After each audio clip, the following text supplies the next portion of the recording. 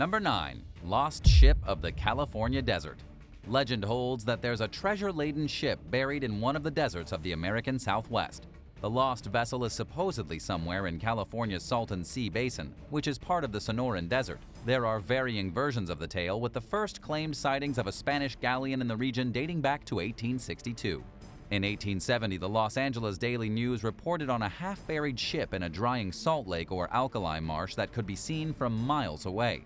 Expeditions failed to find the vessel, leading to claims that it must have sunk to the bottom of the Salton Sea. One story identifies the ship as the Content, which belonged to English privateer and explorer Thomas Cavendish, and claims that it's filled with pirate treasure. According to another tale, the galleon was left behind by Spanish mutineers. There are rumors that the ship has Viking origins. It's also said that the vessel is a ferry or steamboat that got swept away from the Colorado River during a flood. It'd be hard to search for the lost ship today because it's allegedly buried in a region that's largely submerged, while the rest of the area is controlled by the military. Civilians are banned from exploring much of the landscape, and no archaeologists have tried to search for buried ships from overhead with remote sensing technology. Still, the legends persist in many forms and seem to have earned a permanent place in American folklore. Number 8. Bom Jesus. Famous for its unforgiving conditions, Namibia's skeleton coast is littered with hundreds of shipwrecks. One of the most remarkable discoveries happened in 2008 when a group of miners and geologists noticed pieces of metal and wood scattered along the shore. It led them to a buried ship. Experts think it's a Portuguese vessel called the Bom Jesus, which vanished in 1533 along with its crew while sailing from Lisbon to India. It's the oldest wreck ever found in southern Africa and the first in the region to be found laden with treasure, including gold coins and over 100 elephant tusks. The ivory came from the African forest elephant, a species native to humid forests of West Africa and the Congo Basin. Until recently, scientists thought that the African forest elephant left its natural habitat for the dry savanna only as recently as the early 20th century. But the tusks found on the Bom Jesus are 500 years old, and they were likely found along the coast. This can only mean one thing, that the species left the rainforest much earlier than originally thought, perhaps around the 16th century. Scientists were surprised by the finding, which challenged their long-held belief that different elephant species generally stuck to specific regions and habitats. The research puts the animals in mixed environments and shows that they chose to migrate long before hunters came along and nearly drove them to extinction.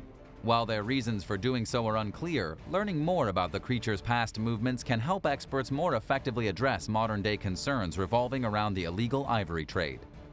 Number 7. MFV Xyla.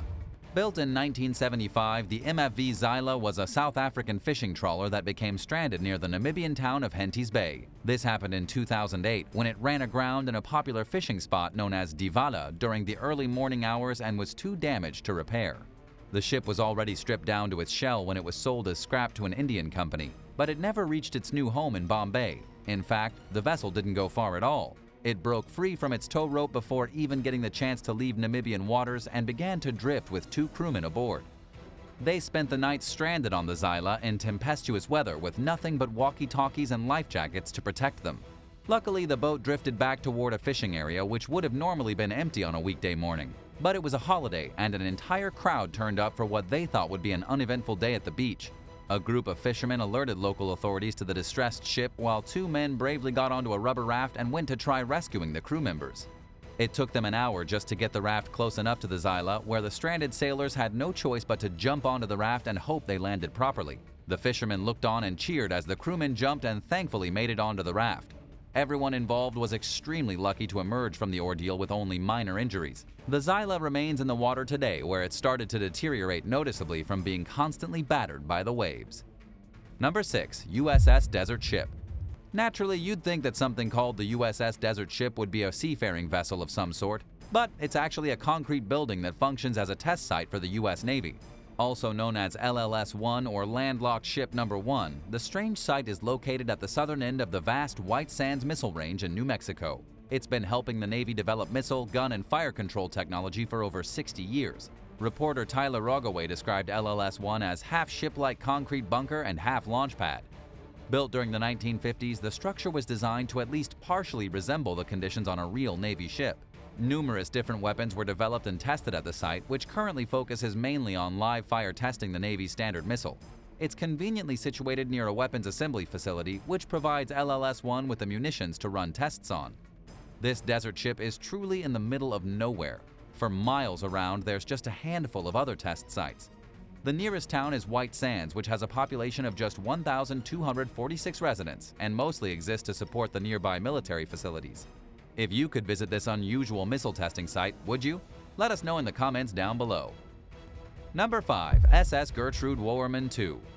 Built in 1893, the SS Gertrude Warman II was a German passenger and cargo ship that originally sailed as the Pfalz.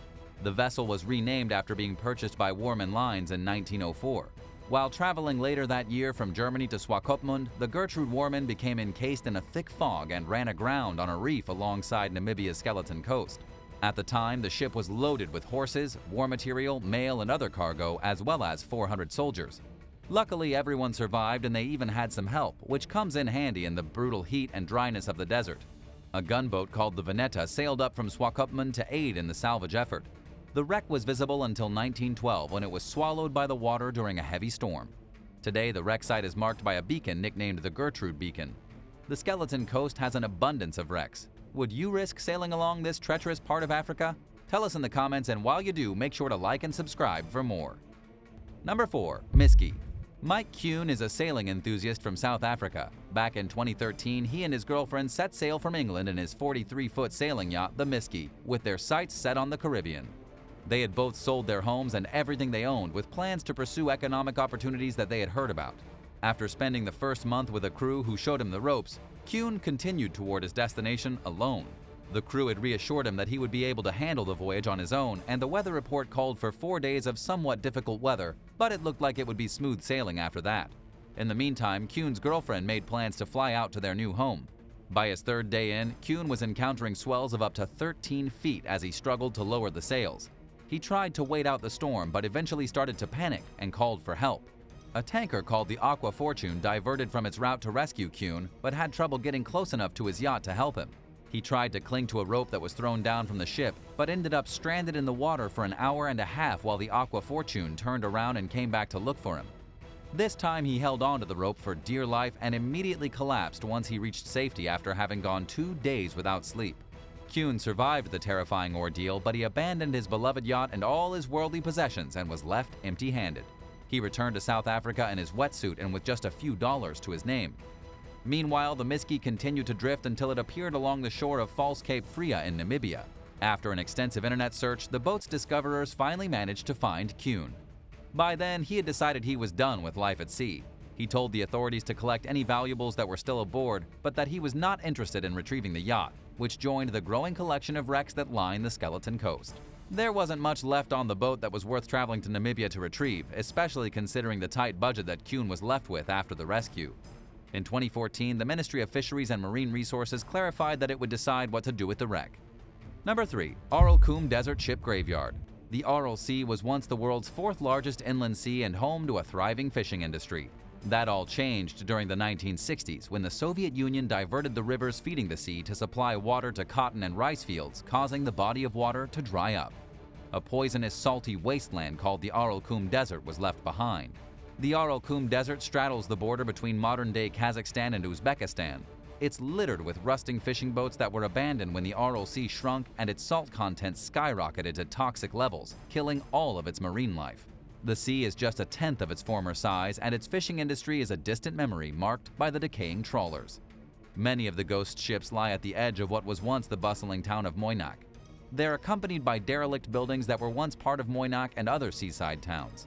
As the Aral Sea dwindled and the fishing industry fell apart, the surrounding populations also shrunk as people left for better opportunities elsewhere.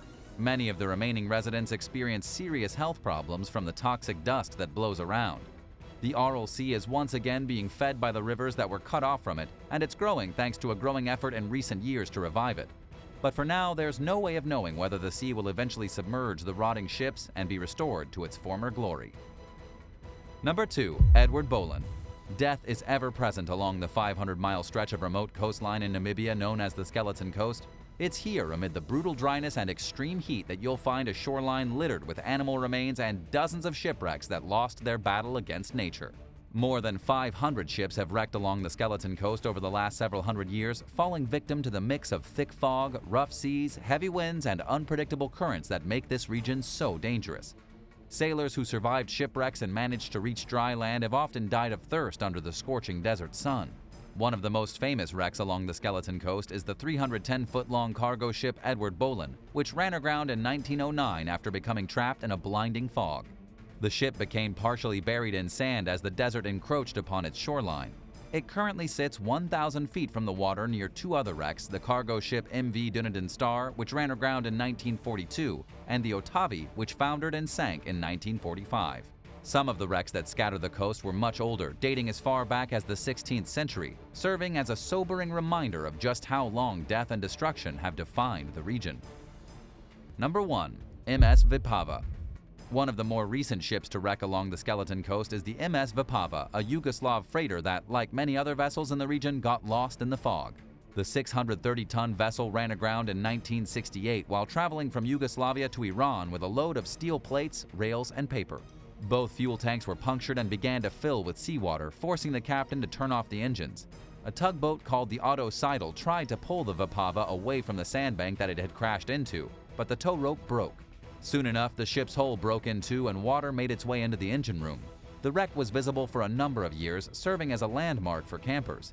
But the treacherous waters that the region is infamous for took a toll on the destroyed ship until all that was left of it was the engine block, which could only be seen during low tide. That's also gone now, and there are no longer any visible traces of the Vipava. That's all for now. Thanks so much for watching. If you enjoyed this video, be sure to give it a thumbs up, and while you're at it, don't forget to subscribe. And we'll see you next time for another amazing video right here on American Eye.